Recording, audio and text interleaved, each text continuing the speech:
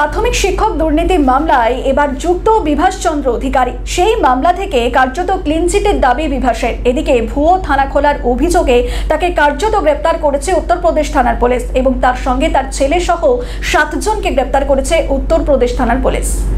ভুয়ো থানা খোলার অভিযোগে উত্তরপ্রদেশের নয়ডা থেকে গ্রেপ্তার হলো তৃণমূল কংগ্রেসের প্রাক্তন ব্লক সভাপতি বিভাস চন্দ্র অধিকারী।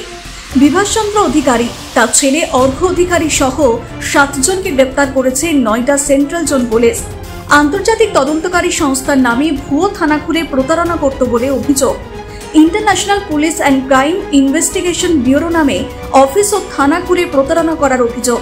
এই ভুয়ো থানা খুলে বেশ কয়েকজনের কাছ থেকে টাকা নিয়ে প্রতারণার অভিযোগ ওঠে ধৃতদের বিরুদ্ধে। সেই অভিযোগের ভিত্তিতে রবিবার নয়ডা থেকে বিভাস চন্দ্র অধিকারী এবং তার ছেলে অর্ঘ্য অধিকারী সহ 7 জনকে গ্রেপ্তার করেছে উত্তরপ্রদেশ পুলিশ।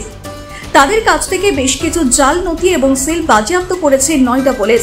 বিভাস চন্দ্র অধিকারীর গ্রেপ্তারি প্রসঙ্গে সেন্ট্রাল নয়ডার ডিসিপি शक्तिमोहन अवस्थी ठीक की জানালেন, শুনুন। भ्रामक पुलिस कार्यालय का पर्दाफाश किया गया। इसमें टोटल 6 लोगों की गिरफ्तारी हुई।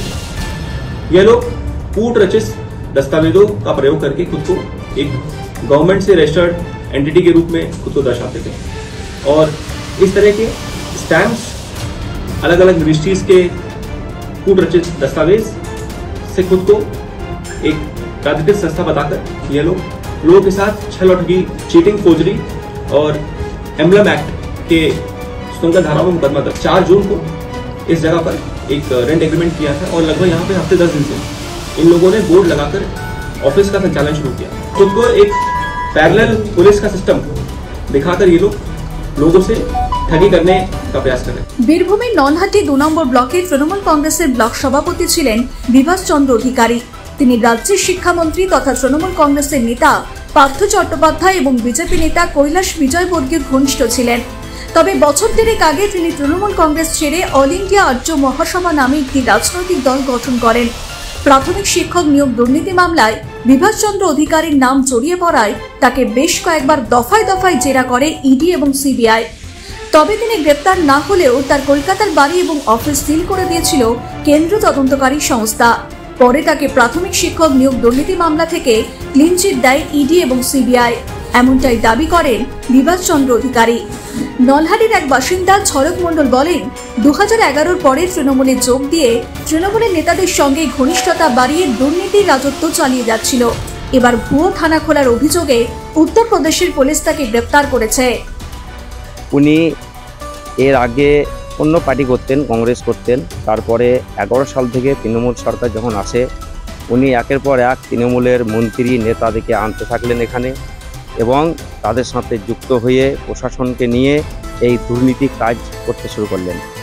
আমরা দেখেছি এর কিছুদিন আগেও বারবার উনি এসছেন, যে ওনার নাম এসছে বারবার, যে বালি চুরি, ওনার ভাই বালি মাফিয়া এখানে ধরা পড়েছে, গরু চুরি এবং এই যে চাকরি দেব বলে বহুত মানুষের কাছে টাকা নিয়েছে, কোটি কোটি টাকা, লাখ লাখ টাকা, সেটাও আমরা দেখেছি। বারবার ইডি সিবিআই ওকে তদন্তে এসছে এবং ডেকেছে, উনি যাননি। এখানেও সাংবাদিক অনেক দাদা ভাইরা এসেছিলেন, তাদেরকেও মারধর করেছে, আমরা সব দেখতে পাচ্ছি, কিন্তু উনি অ্যারেস্ট হচ্ছিলেন না। তাই কালকে আমরা দেখলাম যে উত্তরপ্রদেশে কোথায় যে চিটিংবাজ একটা থানা খুলেছেন এবং তাহলে ভাবুন যে একটা থানা, যে সরকার মাধ্যম ছাড়া থানা খোলা যায় না, যে প্রশাসন সবচেয়ে আমাদের মানে রক্ষক, সেই চিটিংবাজ থানাও উনি খুলে রেখেছেন।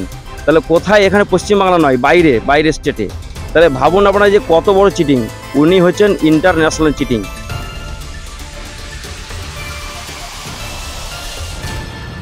বীরভূম থেকে অরিন্দম দের রিপোর্ট, নিউজ বর্তমান।